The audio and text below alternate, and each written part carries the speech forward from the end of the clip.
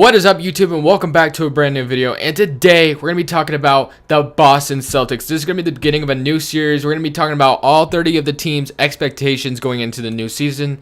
The season is about a month away from now, so I figured I could squeeze all 30 NBA teams into this one series, and I really wanted to start out with the Boston Celtics. If you do enjoy, make sure to leave a like. Let me know what team you want me to do next. I plan on doing all 30, breaking down my thoughts on each team. For one video for every team, until the NBA season starts. We'll continue the rebuilds and stuff. But I did just want to do something basketball related, not NBA 2K related. So I kind of wanted to do my own series talking about, NBA predictions, basically what I'm trying to say. So let's go ahead and jump right into this first one with the Boston Celtics. I'm very excited to talk about this team because this team is very intriguing coming in next season. So we all know what the Celtics got this offseason. They freaking traded for Kyrie Irving. They traded Isaiah Thomas, Jay Crowder, Zizic, and that 2018 Nets pick. And a lot of people gave crap to the Celtics for that move. A lot of people are hating on Danny Ainge for that move. And I completely understand where Celtics fans or just other people are coming from, why that move might have been just a little costly. But at the same time, when I think about it, Jay Crowder was, they had 5 natural small forwards on the roster, so getting rid of Jay Crowder wasn't that big of a deal.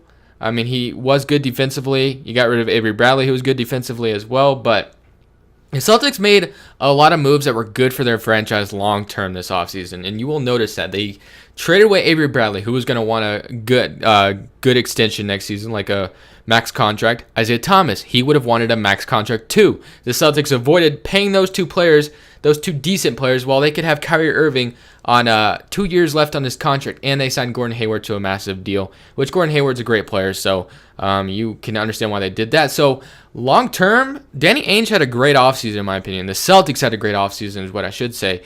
He did a lot of good moves for this organization, and I feel like it's going to pay off a lot.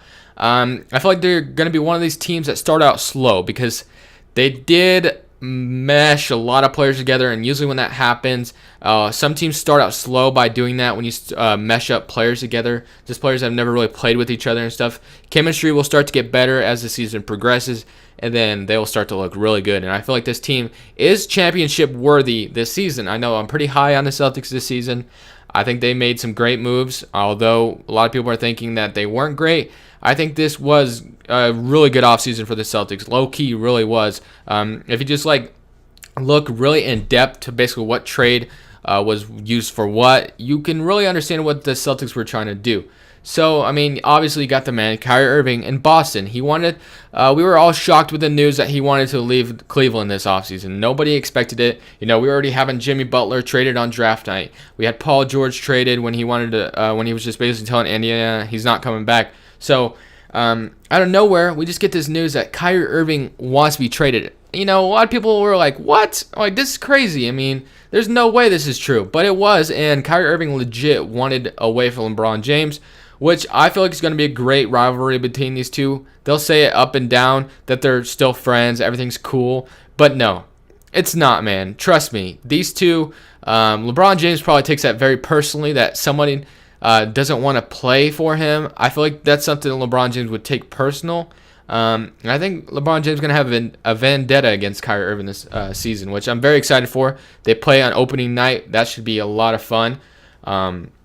It's really Kyrie Irving wanted to be the leader of his own team, so I think that's what he gets here in Boston. I mean, Gordon Hayward, you could argue that he may kind of be a leaderish, but I think Kyrie Irving, I say leaderish, that was kind of a weird word. Anyway, Kyrie Irving, I feel like he's going to be the sole leader there in Boston, and I think he's going to be a great player there, and I think he could shine in being playing a leadership role. I think that's something Kyrie Irving could do, and I don't expect him to slow down at all this season. I think he will even put up better numbers than he did in Cleveland, as he won't be in the shadow of LeBron James anymore, as LeBron obviously dominated the ball a lot more. Gordon Hayward is going to get some ball dominant possessions too as well. He's going to dominate the ball a little bit, but I think Kyrie Irving is going to get the ball just a touch more than Gordon Hayward does, and I think Kyrie Irving can score up to 28 to 30 points per game this season. I know it's pretty crazy. So when we look at the rotation, this is just my projection. I'm not saying this is what they're going to do, but Kyrie Irving at your point guard position, obviously. I have Marcus Smart in the playing shooting guard. I'll explain why in a second. Gordon Hayward at small forward,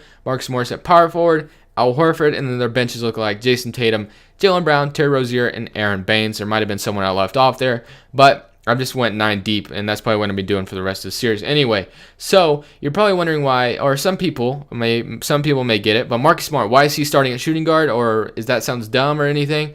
Really, he's starting at shooting guard because they don't have defense. They don't have the greatest defense in the lineup. I feel like Marcus Morris and Marcus Smart bring you good defense if you put them in the rotation, and they can both play pretty decent offense as well. Every player in this rotate or in the starting 5 can shoot 3, so you can spread the floor a lot.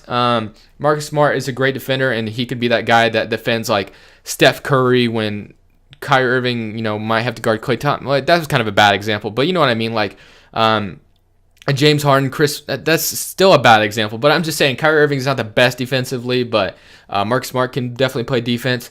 As far as their bench goes, Jason Tatum and Jaylen Brown, I could see them easily getting into this, plugged into the starting rotation by mid-season or just by the end of the season, maybe even playoffs. They get plugged in. I feel like Jason Tatum's going to be the sixth man off the bench this year just to start out things. I don't think they're going to plug him in right away. They might. I don't know. I could easily maybe seeing them start Jason Tatum at shooting guard or maybe even power forward, or Jaylen Brown at shooting guard or power forward. I'm not sure. It's really whatever the Celtics want to do, but I feel like this should be their opening night rotation. I think it's probably the best for them. You get Kyrie Irving, an offensive superstar with Gordon Hayward. You get two defensive, decent two-way players in Marcus Smart and Marcus Morris, and then you obviously still have Al Horford there. I think this would be a good rotation for the Celtics to start out with, or a good starting 5 anyway. They're obviously going to have the same rotation no matter what. I think this would be a decent starting 5 to start out with. Let me know what you guys think in the comments about this starting 5. Do you guys think I should have plugged in Jason Tatum or anything like that? I just don't know if they're going to start him right away. Just if Gordon Hayward wasn't here, Jason Tatum would probably be starting right away, but Gordon Hayward is here, so we had to keep that in mind. That's why I have Jason Tatum off the bench to start the season.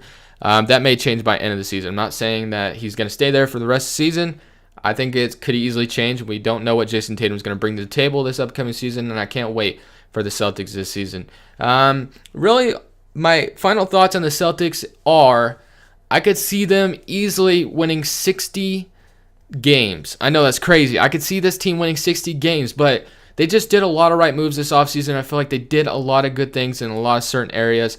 And I just think the Boston Celtics are destined to make a finals appearance. Like if they can somehow, some way get past Cleveland, if they can make a trade at the deadline, maybe get Anthony Davis like everybody's saying, I feel like the Celtics have a good shot. I think they have a good shot at maybe a good shot at getting DeMarcus Cousins for that matter, because he's on a 1-year deal and Pelicans won't.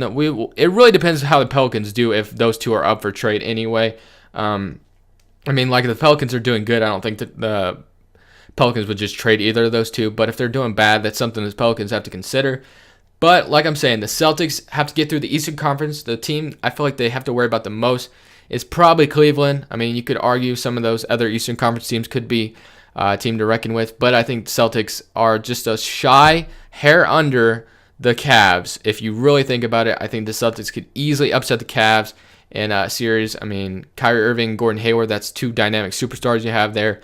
Really, the Celtics, all they really had as a superstar last season, I feel like, was Isaiah Thomas. All those other guys were really good. I'm not saying any of them weren't good. I'm just saying as far as a superstar goes, I think Isaiah Thomas was the only one last year. Basically, that's it for me, guys. Let me know what y'all thought. What do you guys think? And what are your predictions for the Celtics this upcoming season? That's how I feel about the Celtics. And plus, I could see them maybe winning a championship. I mean, pretty crazy because the Warriors are there. It would really have to fall into place if they were going to win a ring this year. The Golden State Warriors are easily going to be the team that you want to mess or you want to beat to even win a championship. But that's it for me, guys, honestly. Thank you guys so much for watching. Let me know what y'all thought, and leave a like if you did enjoy. And please subscribe. It helps out a lot. We're getting closer to 1,000. 44 subscribers away. It would really mean the world to me if you subscribed.